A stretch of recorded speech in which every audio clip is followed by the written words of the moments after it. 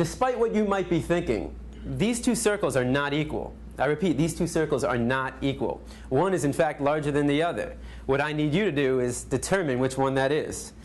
So, please raise your hand if you believe the blue circle is larger than the red. All right. Please raise your hand if you believe the red circle is larger than the blue.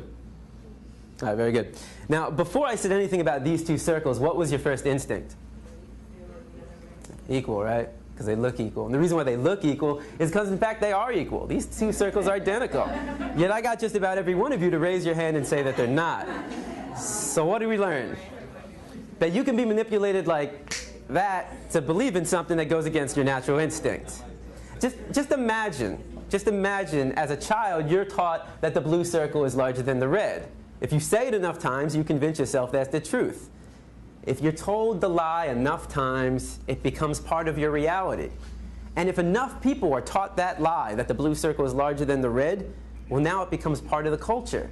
And if that culture then passes that misinformation along to the next generation, well, now it becomes tradition. And what we have to remember is that just because we have a tradition doesn't mean it's morally acceptable. Tradition and morality are not always the same. I mean, can you think of any traditions that we once had in the United States of America that we no longer have? That today we think back and that was immoral? Slavery, right? Less than 200 years ago.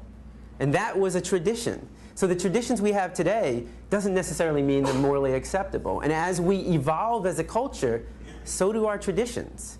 Now, The Matrix is a story. It's a story. When told enough times to enough people, it becomes part of that culture. It becomes the tradition. And this story is being told over and over every day.